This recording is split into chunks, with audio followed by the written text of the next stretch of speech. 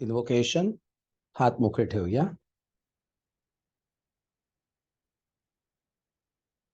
सर्व देवदेवता, सगळे संत, सगळे गुरु, विशेषतः मास्टर चोआ कोक्सवे, सगळे हिलिंगचे एंजल्स, हिलिंगचे गाइड्स, हिलिंग मिनिस्टर्स, मेडिटेशनचे एंजल्स, या सगळ्यांना आम्ही विनम्र भावाने अभिवादन करत आहोत. आपण दिलेलं आध्यात्मिक सहकार्य, आध्यात्मिक संरक्षण, आध्यात्मिक कृपा आशीर्वाद याबद्दल शतशः धन्यवाद. आमच्या सगळ्यांकडून मेडिटेशन ऑन ट्विन हार्ट्स हे व्यवस्थित समजून प्रॅक्टिस करून घेतल्याबद्दल शतशः धन्यवाद. थँक्यू. नमस्ते. ओके, आवाज क्लिअर आहे सगळ्यांना? आवाज क्लिअर नाहीये? आहे आहे आहे व्हेरी गुड. मग तुमचं स्क्रीन का ऑफ आहेत? काही विशेष कारण?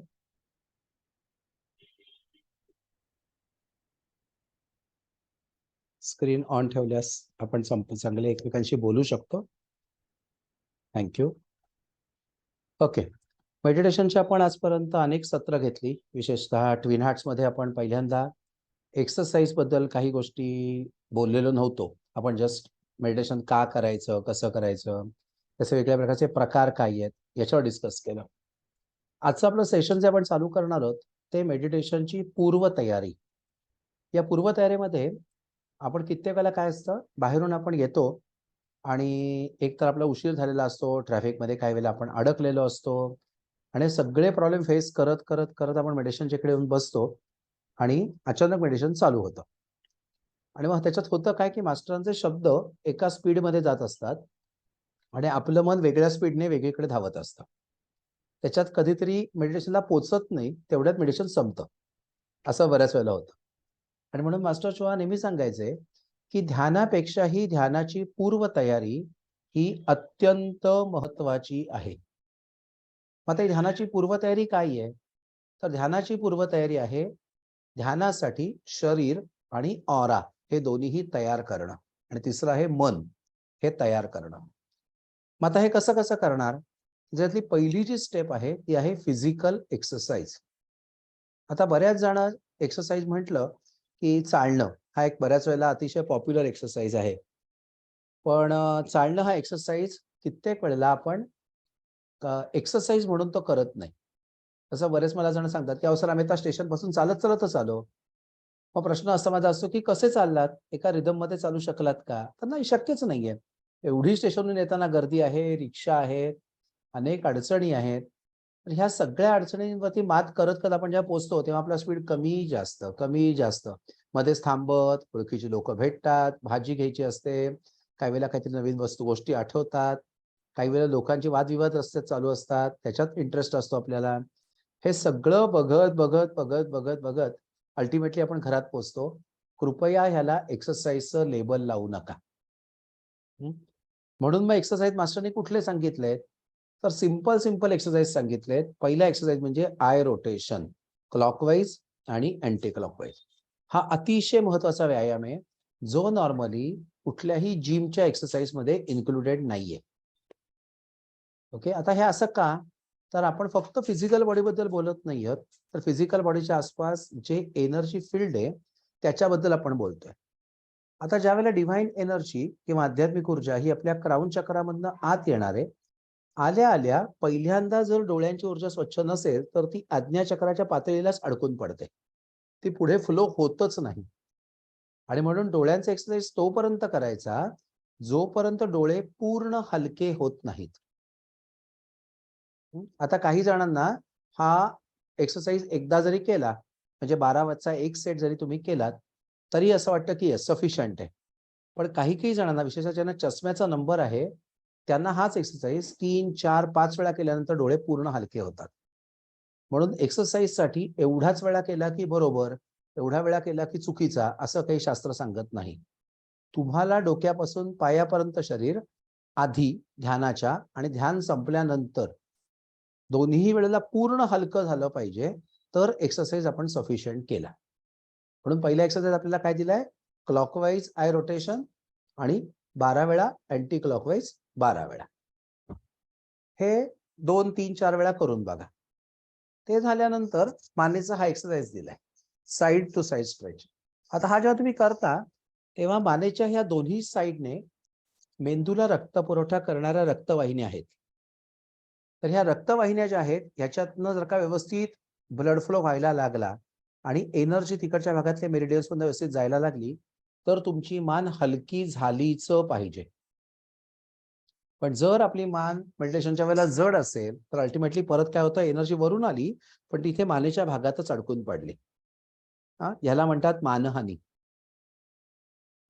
आणि त्याच्या अपोजिट काय आहे, एक्सरसाइज केल्यामुळे अपमान. त्यामुळे जेव्हा तुमचा अपमान व्यवस्थित व्हायला लागतो तर त्यावेळेला हे लक्षात घ्यायचं की ही मान पूर्ण मोकळी झालेली आहे. क्लिअर? त्यामुळे पारंपरिक अर्थ घेऊ नका मानहानी आणि अपमानचे. ऍक्च्युली अपमान हा खूप पॉझिटिव्ह शब्द आहे की मान ज्याच्याने व्यवस्थित हालचाल करते तो अपमान. त्यामुळे ह्यांनी माझा अपमान केला असं नाही म्हणायचं. माझा अपमान मीच करू शकतो, दुसरं कोणी करू शकत नाही. हे कायम लक्षात घेऊया. मानेचा एक्सरसाइज झाल्यानंतर अप्पर बॉडीचं ट्विस्टिंग हे अतिशय व्यवस्थित जर केलं तर तुमच्या पाठीच्या मणक्याला जो पिरगळण्याचा जो महत्वाचा इफेक्ट मिळतो, त्यामुळे मणक्याच्या आसपासच्याच भागातून जाणाऱ्या नाड्या आणि मणक्यातून जाणाऱ्या नाड्या ह्या सगळ्या स्वच्छ व्हायला मदत मिळतात. म्हणून आठवणीने अप्पर बॉडी ट्विस्टिंग करणं कंपल्सरी आहे. नंतर हिप रोटेशन, तेव्हा कमरेवर हात ठेवायचे आणि पूर्ण कंबर वळवायची. क्लॉकवाईज 12 वेळा आणि अँटी क्लॉकवाईज 12 वेळा.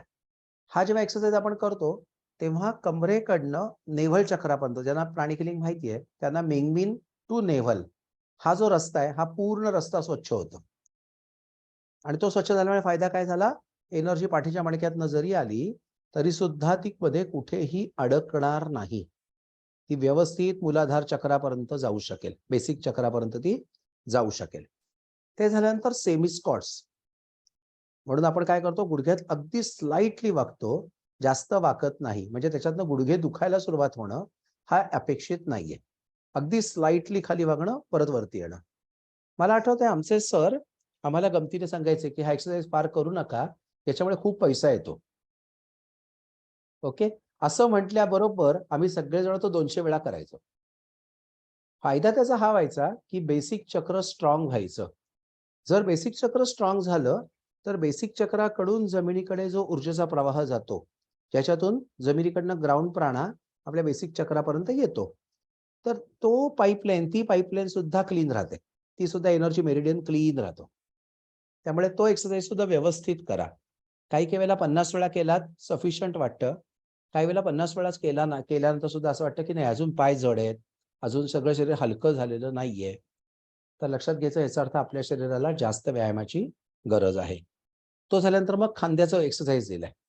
आता खांद्याचा एक्सरसाइज लोकांमध्ये असाल तर आपण छोटासा करतो, एवढाच करतो. पण एकटे असाल तर लिटरली हात पूर्ण वर नेऊन स्ट्रेच मागे पुढे करून बघा, पूर्ण गोल फिरवून बघा एकटे असाल तर तुम्हाला लक्षात येतं की हात सगळ्या बाजूने आपला फ्री नाहीये. काही काही भागामध्ये तो जड आहे, काही भागामध्ये हलका आहे. तर जिथे तो जड आहे तिथे येणार आणि एनर्जी अडकून राहणार. म्हणून अनेक लोक मला सांगतात, सर मला आधी खांदेदुखी नव्हती पण एक्सरसाइज केल्यानंतर मला खांदेदुखी चालू झाली. म्हणजेच काय झालंय, एक्सरसाइज अजून तिथे हवाय. म्हणून एक्सरसाइज नंतर जिथे वेदना होत असतील तिथे थोडंसं स्वीपिंग करा, त्यांना प्राणिक हिलिंग माहिती आहे, आणि त्या भागाला एनर्जाइज करा. हे तुम्ही केलं आणि मग परत एक्सरसाइज करून बघितलात की तो भाग पूर्ण मोकळा झाला, म्हणजेच तिकडच्या नाड्या, तिकडचे मेरिडियन्स हे पूर्णपणे क्लिअर झाले. त्याच्यानंतर एल्बो मोकळे करायला सांगितले, रिस्ट हे मोकळे करायला सांगितलेले आहेत, आणि त्याच्यानंतर फिंगर स्ट्रेस सांगितले. ते ताणायचे बोट. आता का ताणायची, तर ताणली की ह्याच्यामध्ये जॉईंटमध्ये जी खराब ऊर्जा जाऊन अडकून पडलेली आहे ती सगळी मोकळी होते.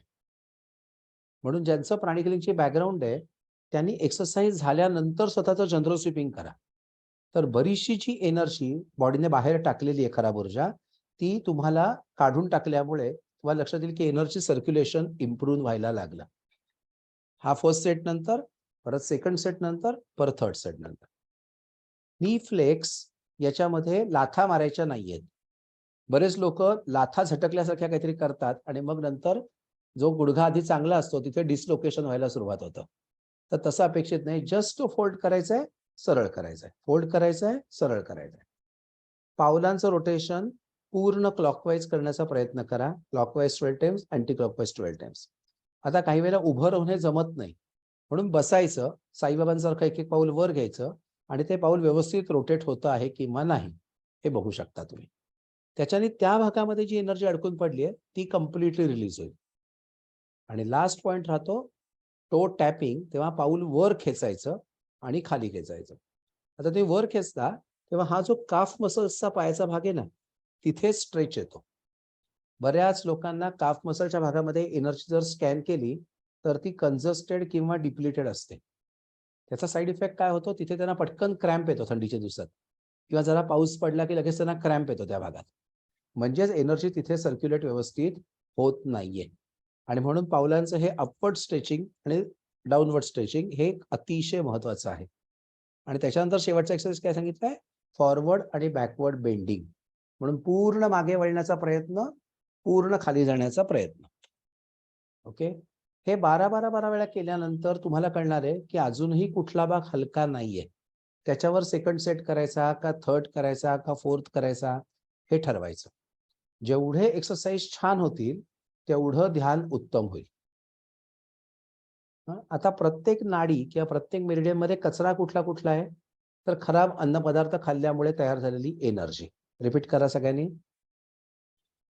खराब पाणी प्यायल्यामुळे तयार झालेली एनर्जी, आणि खराब हवेमध्ये राहिलेली एनर्जी, आणि ह्याच्यामुळे तयार झालेला इमोशनल कचरा, तो सुद्धा या सगळ्या नाड्यांमध्ये अडकून पडलेला आहे. आणि म्हणून नाड्यांमधलं जेव्हा एनर्जी सॅम्पल घेतलं जातं, आरटिक योगींना हे शिकवलं जातं त्यांच्या वर्गांमध्ये, तर हे सॅम्पल घेताना लक्षात येतं की ती एनर्जी चिकट आहे, ती जड आहे, ती बोचणारी आहे. आणि आता समजा एखादा चिकट पदार्थ तुम्ही लावून बघा, एखाद्या ह्याला कपड्याला किंवा एखाद्या भांड्याला चिकटवून बघा, तर तो तुम्ही नुसतं असं झटकलं भांडं की निघतो का? तर नाही निघत, तो चिकटून राहिलेला असतो. सेम प्रकारे जी एनर्जी आहे ती जर का स्टिकी असेल तर ती आपल्या सांध्यांमध्ये, मेरिडियन्समध्ये अडकून पडलेली असल्यामुळे तुम्ही त्या मेरिडियनला खूप एक्सरसाइज दिला तरी तो मेरिडियन स्वच्छ होत नाही. आणि म्हणून अशा ठिकाणी मास्टर चोवाकुक्से सांगतात की healing is an active meditation.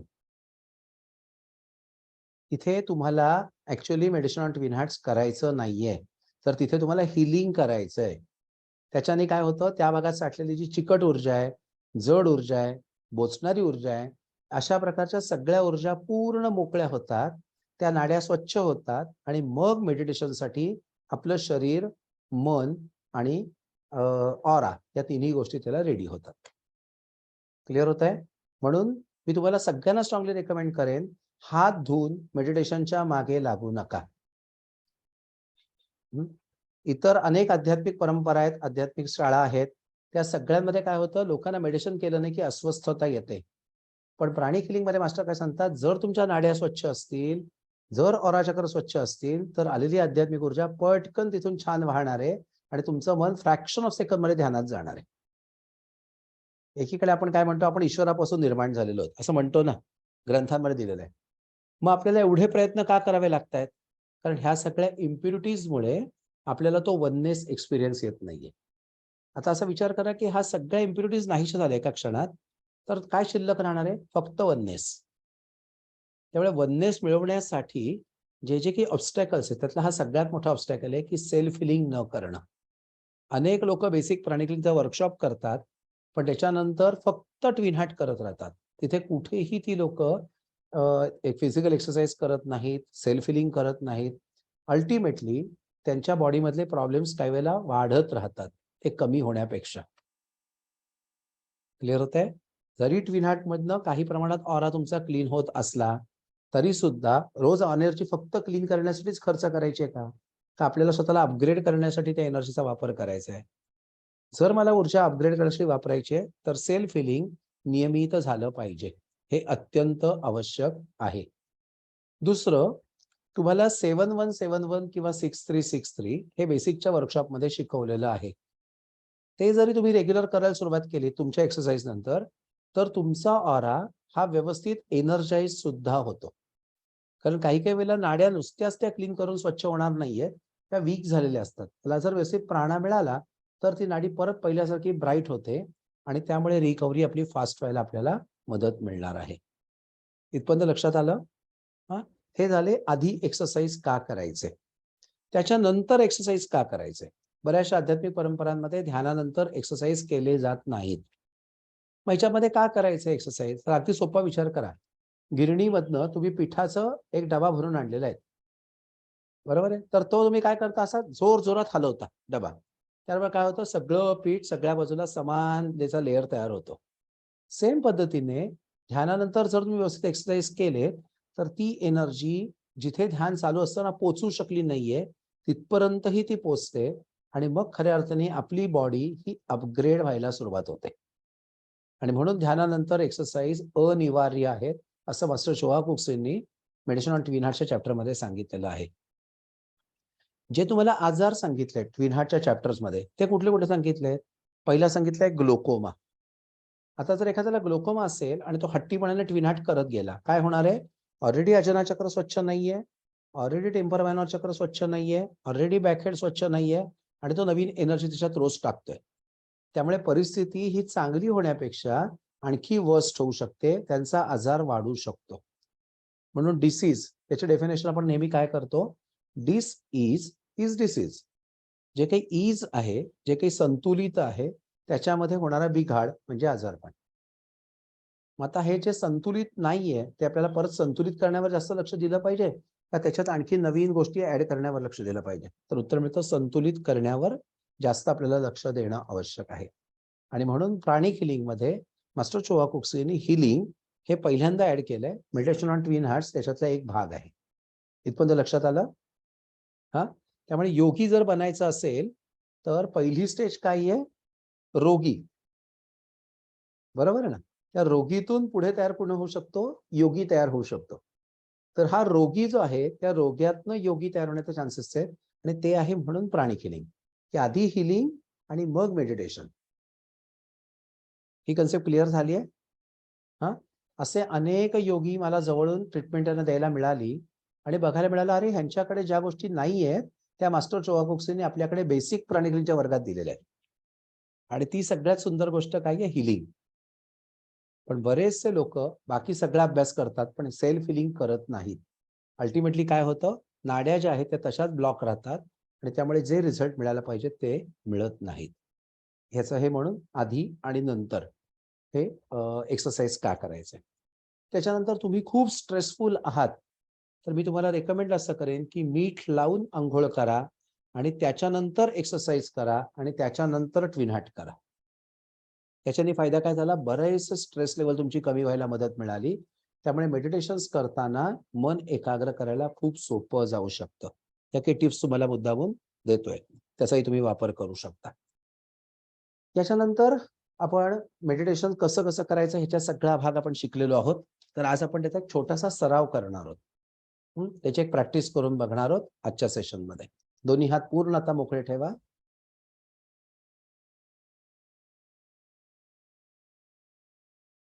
आपलं लक्ष आपल्या छातीच्या मध्यभागी आणा.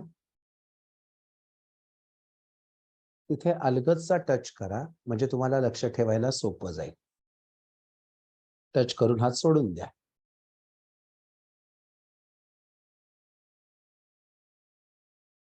एक आनंदी प्रसंग आठवा, घडलेला किंवा घडावासा वाटणारा.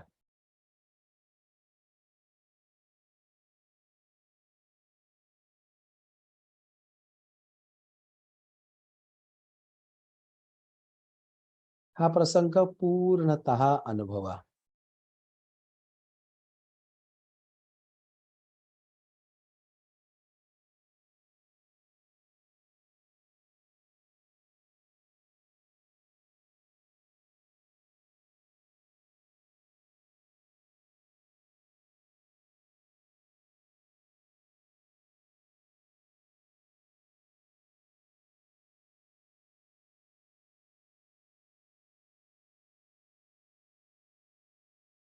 एक छोटीशी पृथ्वी डोळ्यासमोर आणा.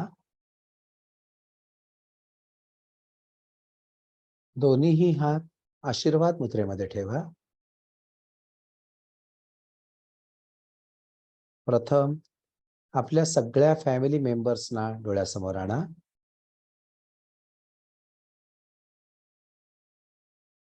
त्यांना माझ्या पाठोपाठ म्हणा, तुम्हाला प्रत्येकाला उत्तम शारीरिक आरोग्य, मानसिक शांतता, उत्तम आर्थिक सुबत्ता आणि आध्यात्मिक प्रगती मिळू दे. त्या प्रत्येकाचे प्रॉब्लेम्स तुम्हाला नक्की माहिती आहेत. त्यांना ब्लेस करा. या प्रॉब्लेम मधनं तुम्ही पूर्णतः सुखरूप बाहेर पडत आहात.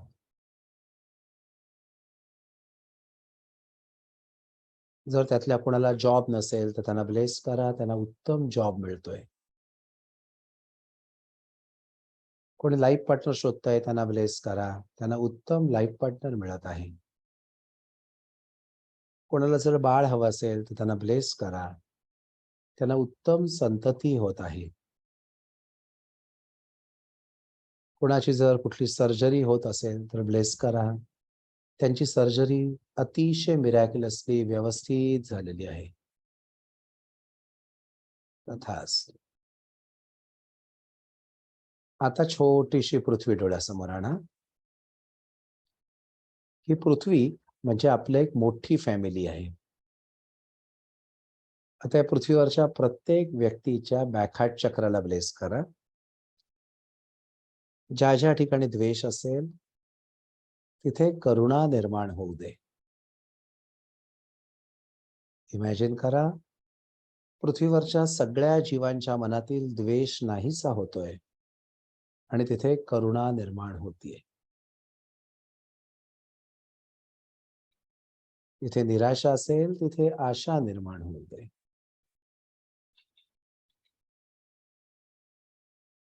जिथे अंधार असेल तिथे प्रकाश निर्माण होऊ दे.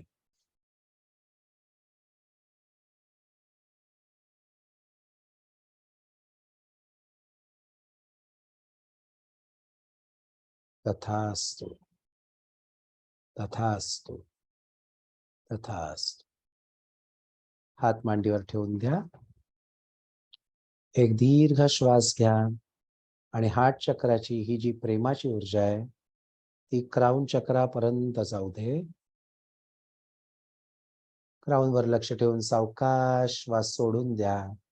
ही ऊर्जा सबंध शरीरात पसरू दे. पुन्हा एकदा हार्ट टू क्राउन. इनहेल.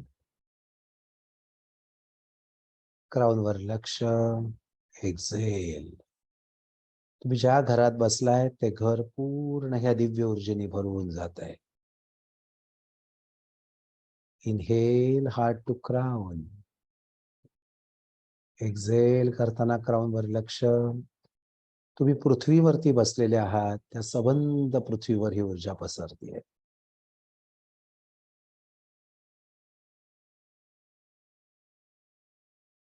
आता आपलं लक्ष आपल्या क्राउन चक्रावर आहे.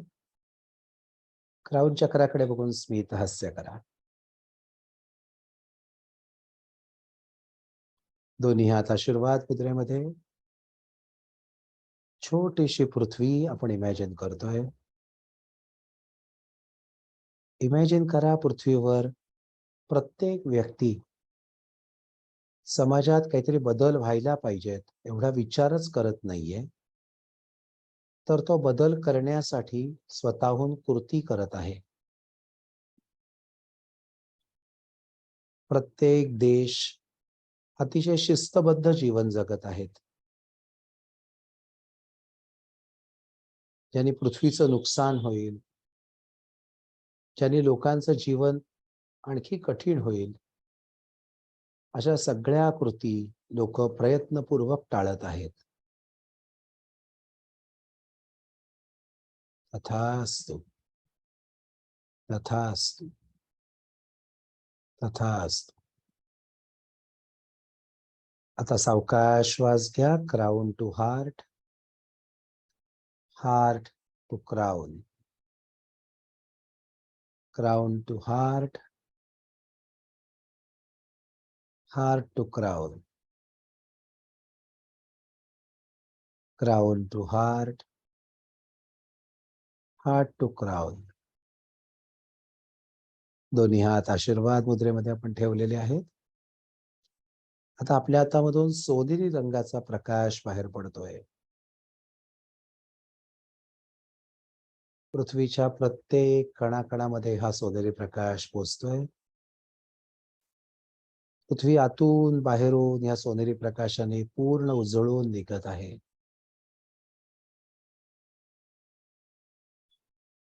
आपला पूर्ण ऑरा, पूर्ण चक्र या सोनेरी प्रकाशाने भरून जात आहेत.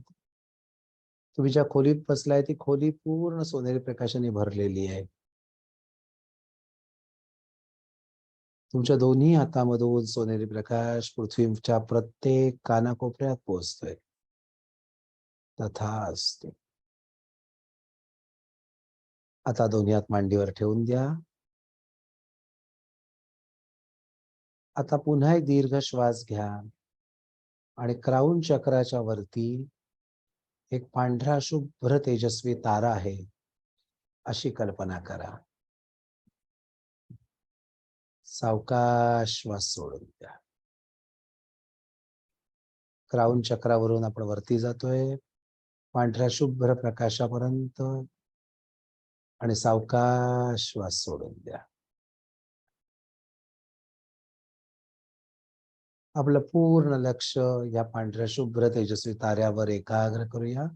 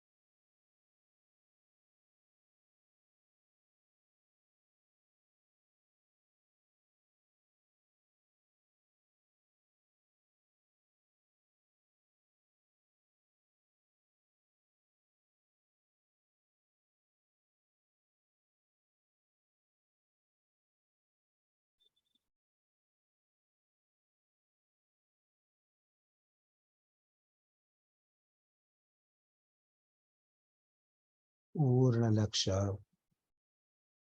या पांढऱ्या शुभ्र तेजस्वी ताऱ्यावर.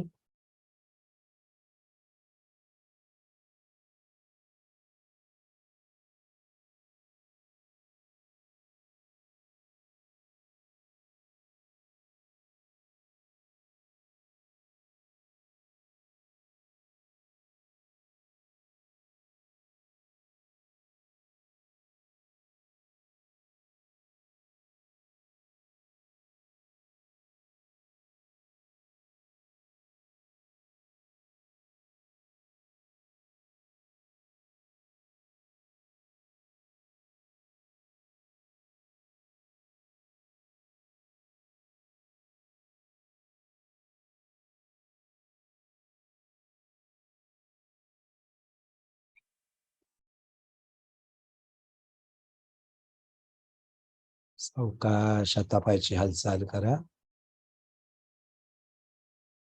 आपल्या शरीराची पूर्ण जाणीव करून घ्या. आपण अतिरिक्त ऊर्जा मुक्त करत आहोत. पुन्हा एकदा दोन्ही हात आशीर्वाद मुद्रेमध्ये राहू देत. सबंध पृथ्वीला पुन्हा एकदा ब्लेस करा. सबंध पृथ्वीवर उत्तम हवा, उत्तम पाणी आणि उत्तम निसर्ग निर्माण होऊ दे. पृथ्वीवरच्या प्रत्येक व्यक्तीला आतून शांतता प्राप्त होऊ दे. प्रत्येक व्यक्तीतला हव्यास पूर्णपणे नाहीसा होवो.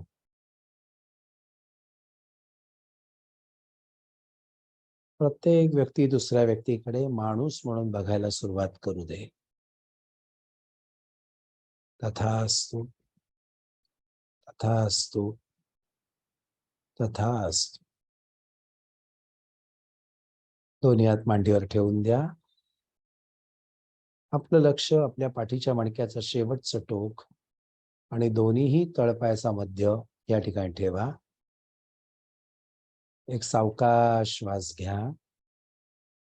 श्वास सोडताना इमॅजिन पांढरा शुभ्र प्रकाश जमिनीमध्ये 10 फूट किंवा 3 मीटर पर्यंत खोल खोल खोल जातोय. त्याला अनेक मुळं फुटतायत, अनेक उपमुळं फुटतायत.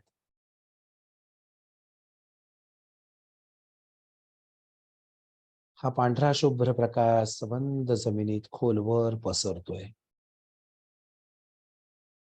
मनात संकल्प करा, माझ्यातील अतिरिक्त ऊर्जा जमिनीमध्ये खोलवर शोषली जात आहे. पृथ्वीवर उत्तम हवा, उत्तम पाणी आणि उत्तम निसर्ग निर्माण होवो. तथास्तु, तथास्तु, तथास्तु. पुन्हा लक्ष क्राउन चक्रावर. दोन्ही हात मोकळे ठेवा. सर्व देवदेवता, सगळे संत, सगळे गुरु, विशेषतः मास्टर चोआ कोक्सवे, आपण आमच्या प्रत्येकाकडून मेडिटेशन करून घेतल्याबद्दल शतशः धन्यवाद. आपल्या सहकार्याबद्दल शतशः धन्यवाद. Thank you, thank you, thank you.